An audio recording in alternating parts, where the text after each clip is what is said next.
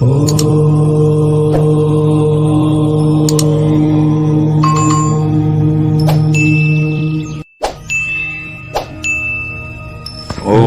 परमात्मने नमः।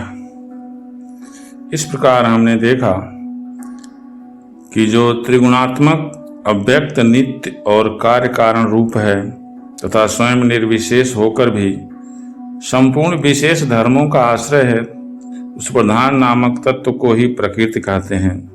अर्थात प्रकृति भी अविनाशी है और सारे सृष्टि करने की जड़ यही है। दूसरा हमने देखा कि जो सत्व गुण स्वच्छ शांत और भगवान की उपलब्धि का स्थान रूप चित्त है, वही महतत्व है और वही महतत्व वासुदेव कहलाता है। अर्थात जो सत्वगुण में स्वच्छ शांत और भगवान की उपलब्धि का स्थान स्वच्छ ही होना चाहिए, सत्वगुणमय होना चाहिए, शांत होना चाहिए, वहीं पर भगवान उपस्थित होते हैं और उसे ही महतत्व कहा जाता है और उसी को वासुदेव भी कहते हैं। आगे बढ़ते हैं तो भूत, इंद्रिय और मन रूप अहंकार को ही ज्ञानी लोग साक्षात संकर्षण नामक सहस्त्र सिर वाले अनंत देव कहते हैं।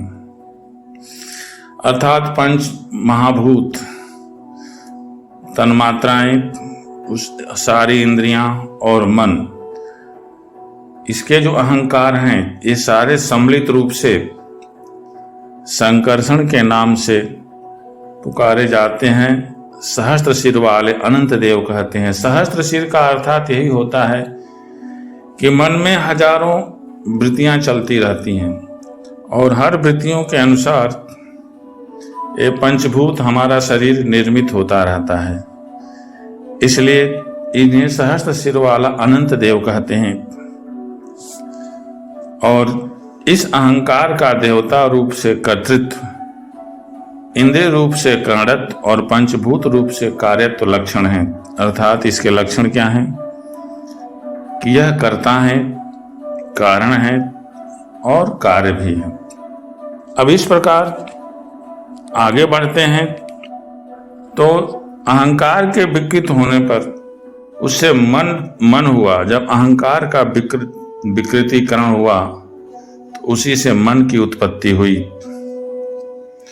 अर्थात मन की उत्पत्ति संकर्षण से हुई या शेषनाग से हुई, जिसके संकल्प विकल्पों से कामनाओं की उत्पत्ति होती है। इसी के संकल्प और इसी के विकल्प, मन में उठने वाले जितने भी इच्छाएं हैं, उसी से कामनाएं भी उत्पन्न होती हैं।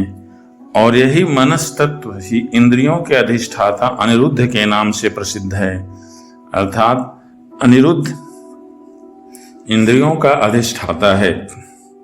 और इस प्रकार ये सारे तत्व जब मिल करके भी आपस में इनका कोई आकर्षण नहीं हुआ, तब उसमें क्षेत्रज्ञ यानी परमात्मा आत्मा के स्वरूप में प्रवेश कर गया। अतः हम देखते हैं कि सारी चीजें इस शरीर के अंदर ही सूक्ष्म से लेकर स्थूल हैं। जिस तरह जल में प्रतिबिंबित सूर्य के साथ जल की शीतलता, चंचलता, इन गुणों का संबंध नहीं होता है। जल में अगर सूर्य का प्रतिबिंब है तो उसमें न तो ठंडापन होता है, न उस तरह से उसमें चंचलता होता है और न तो उसमें कोई संबंध होता है। उसी प्रकार प्रकृति के कार्य शरीर में स्थित रहने पर भी आत्मा वास्तव में उसके सुख दुख आदि धर्मों से लिप्त नहीं होता है। अर्थात आत्मा उसमें प्रतिबिंबित है और शरीर के सुख दुख से यह लिप्त नहीं होता है, क्योंकि वह तो स्वभाव से ही निर्विकार है, अकर्ता है और निर्गुण है।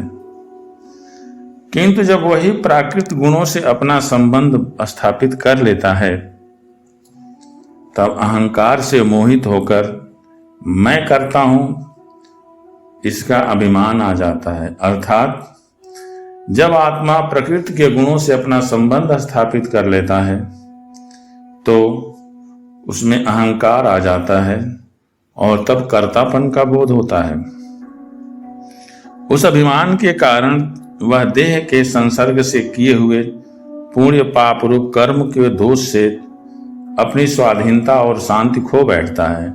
जब उसके अंदर यह कर्तापन आ जाता है कि सब करने वाला मैं हूं, तो इस अहंकार से उसके देह के द्वारा, देह के संस्कारों से, शरीर के संस्कारों से जो पुण्य और पाप होते हैं, जो स्वतंत्र रहने वाला, शांतमय रहने वाला आत्मा है, वह अपनी स्वतंत्रता और शांति खो देता है तथा उत्तम, मध्यम और नीच योनियों में उत्पन्न होकर संसार चक्र में घूमता रहा। अर्थात अपने को कर्ता मानना ही, ये मैं करता हूं, यह मेरा है, यही अहंकार है।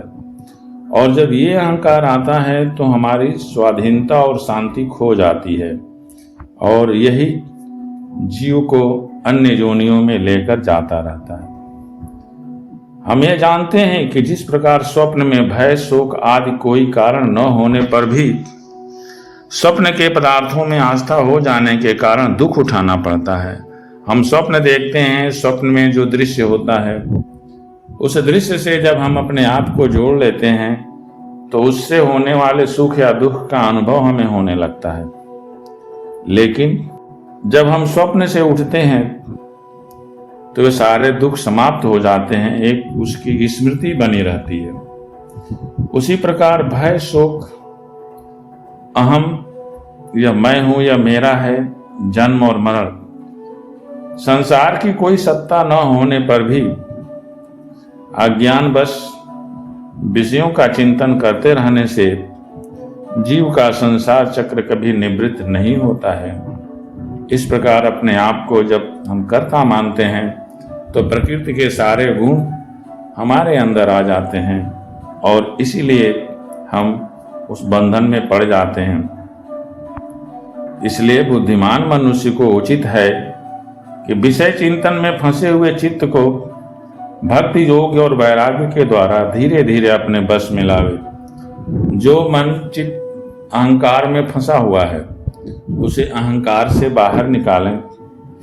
और यह अहंकार से बाहर निकलेगा कैसे? भक्ति का सहारा लेकर और वैराग्य का सहारा लेकर धीरे धीरे अपने बस में लाने के। जितने भी योग के नियम हैं उसको करते हुए श्रद्धा पूर्वक, जब तक श्रद्धा नहीं होगी मन एकाग्र नहीं होगा।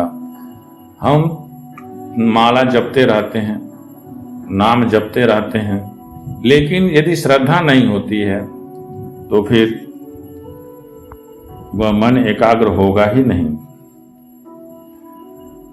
और जब मन एकाग्र होने लगता है, मन एकाग्र होता कैसा है?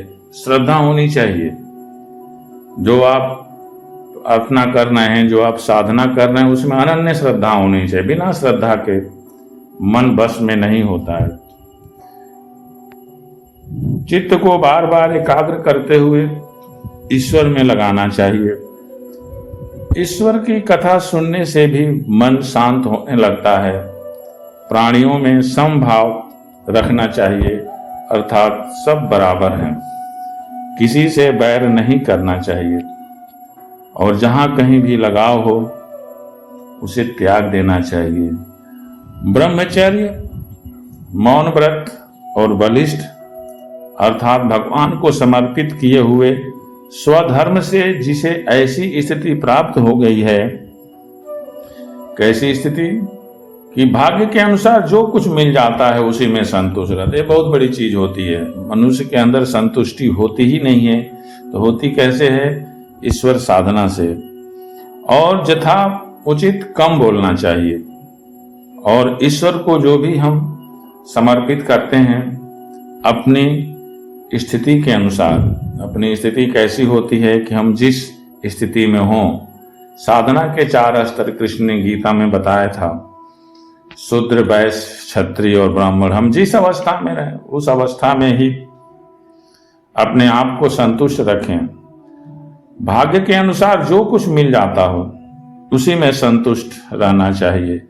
भोजन कम ही करना चाहिए और हमेशा एकांत में रहने की कोशिश करनी चाहिए। जिसे ईश्वर साधना करना हो उसे एकांत में रहना चाहिए, संसार से कट जाना चाहिए, संसार से अंदर हृदय में ही उसका निवास स्थान रखना चाहिए। शांत स्वभाव होना चाहिए, यही सोचना चाहिए कि मित्र है, दयालु और धैर्यवान है। प्रकृति और पुरुष के वास्तविक स्वरूप के अनुभव से प्राप्त हुए तत्व के ज्ञान के कारण जब हमें प्रकृति और पुरुष का संबंध और उनके गुण मालूम हो जाते हैं तो हमारा संसार से लगाव समाप्त हो जाता है। मैं मेरेपन का झूठा अभिनिवेश नहीं करना चाहिए। बुद्धि की जागृत अवस्थाओं से भी अलग अलग जब हो जाता है तथा ईश्वर के सिवा और कोई वस्तु नहीं देखता, वही आत्मदर्शी मुनि नेत्रों से सूर्य को देखने की भांति अपने शुद्ध अंतःकरण द्वारा परमात्मा का साक्षात्कार कर उस अदिति ब्रह्म पद को प्राप्त हो जाता है। अर्थात जिसके अंदर ये सारे गुण होते हैं, सारे गुण नहीं हैं तो उसे साधना से करना चाहिए और वही मुक्त हो जाता है। जो देह आदि संपूर्ण उपाधियों से अलग अहंकार आदि झूठे वस्तुओं में सत्य रूप से दिखाई देने वाला जगत का कारणभूत और प्रकृति को अधिष्ठान करने वाला महद आदि कार्य वर्ग का प्रकाशक और कार्य कारण रूप संपूर्ण पदार्थों में व्याप्त है। जिस प्रकार जल में पड़ा हुआ सूर्य का प्रतिबिंब दीवार पर पड़े हुए अपने आभास के संबंध से देखा जाता है, अर्थात जब सूर्य का प्रतिबिंब जल में पड़ता है और जल जब हिलता है तो उसका प्रतिबिंब दीवालों पर भी दिखता है और तब समझ में आता है कि सूर्य का प्रतिबिंब है और हमें सूर्य का ज्ञान होता है। यह उस समय की बात होती है कि जब उस समय दर्पण का भी खोज नहीं हुआ था, जल में ही लोग सारी चीजें देखते थे। उसी प्रकार वैकार आदि भेद से तीन प्रकार का अहंकार क्या होता है? सत्व, रज और तामस। देह, इंद्रिय और मन में स्थित अपने प्रतिबिंबों से लक्षित होता है और फिर सत परमात्मा के प्रतिबिंब युक्त उस अहंकार के द्वारा सत्य ज्ञान स्वरूप परमात्मा का दर्शन होता है, जो सुषुप्ति के समय निद्रा से शब्द आदि भूत सूक्ष्म इंद्रिय और मन बुद्धि आदि के अव्याकृत में लीन हो जाने पर स्वयं जागता रहता है और सर्वथा अहंकार शून्य है। जागृत अवस्था में यह आत्मा भूत सूक्ष्म आदि दृश्य वर्ग के दृष्टा रूप में स्पष्टतया अनुभव में आता है, किंतु सुषुप्ति के समय अपने उपाधिभूत अहंकार का नाश होने से वह भ्रमवश अपने को ही नष्ट हुआ मान लेता है और जिस प्रकार धन का नाश हो जाने पर मनुष्य अपने को भी नष्ट हुआ मानकर व्याकुल हो जाता है, उसी प्रकार वह भी अत्यंत विवश होकर नष्टवत हो जाता है। इन सब बातों का मनन करके विवेकी पुरुष अपने आत्मा का अनुभव कर लेता है, जो अहंकार के सहित संपूर्ण तत्वों का अधिष्ठान और प्रकाशक है। पुरुष और प्रकृति दोनों ही नित्य और एक दूसरे के आश्रय से रहने वाले हैं। प्रश्न यही उठता है, तब तो प्रकृति पुरुष को कभी छोड़ ही नहीं सकती। जिस प्रकार गंध और पृथ्वी, रस और जल अलग अलग स्थित नहीं हो सकते हैं, उसी प्रकार पुरुष और प्रकृति भी एक दूसरे को छोड़ नहीं सकते हैं। अतः जिनके आश्रय से अकर्ता पुरुष को यह कर्म बंधन प्राप्त हुआ है, उन प्रकृति के गुणों के रहते हुए उसे मोक्ष कैसे प्राप्त हो सकता है? यदि तत्वों का विचार करने से कभी यह संसार बंधन का तीव्र भय निवृत्त भी हो जाए तो भी उसके निवृत्त भूत प्रकृति गुणों का अभाव नहीं होने से यह भय तो फिर से उपस्थित ही होता है।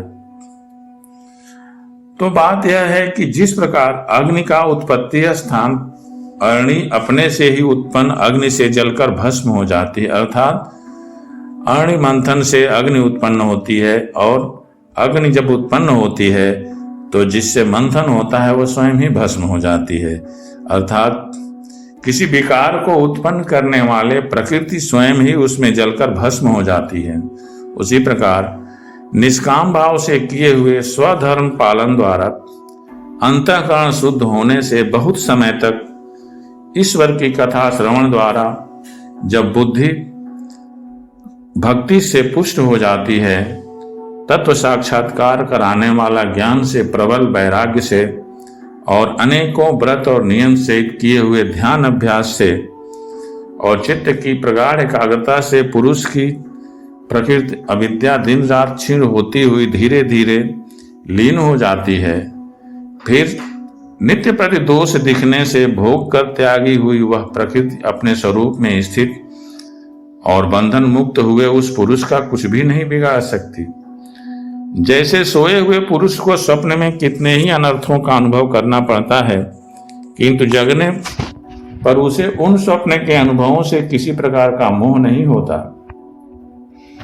उसी प्रकार जिसे तत्व ज्ञान हो गया है और जो निरंतर मुझ में ही मन लगाए रहता है, उस आत्मा राम मुनि का प्रकृति कुछ भी नहीं बिगाड़ सकती। जब मनुष्य अनेकों जन्मों में बहुत समय तक इस प्रकार आत्मचिंतन में ही निमग्न रहता है, तब उसे ब्रह्मलोक पर्यंत सभी प्रकार के भोगों से वैराग्य हो जाता है।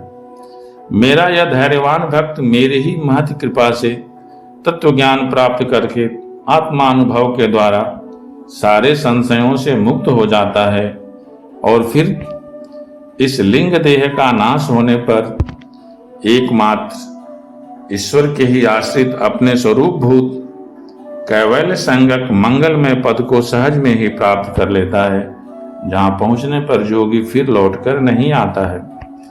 यदि योगी का चित्त योग साधना से बड़ी हुई मायामयी अणिमा आदि सिद्धियों में, जिनकी प्राप्ति का योग के सिवा दूसरा कोई साधन नहीं है, नहीं फंसता, तो उसे ईश्वर का अविनाशी परम पद प्राप्त होता है, जहां मृत्यु की कुछ भी दाल नहीं गलती है। योग से सिद्धियां प्राप्त होती हैं, हमें उन सिद्धियों के चक्कर में नहीं पड़ना चाहिए।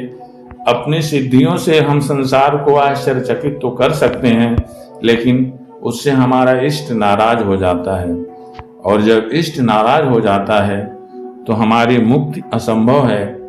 इसलिए योग साधना से सिद्धियां तो मिलती हैं, लेकिन ईश्वर हमें नहीं मिलती हैं, और उन सिद्धियों का प्रयोग तभी तक संभव है जब तक कि हमारा पुण्य उसमें लगा रहता है, और नहीं होता है तो फिर नष्ट होकर के एक साधारण मानव के रूप में आ जाते हैं। यही सिद्धियां कर्म का कार्य है, और यही प्रकृति पुरुष के ज्ञान से मोक्ष प्राप्ति का साधन है।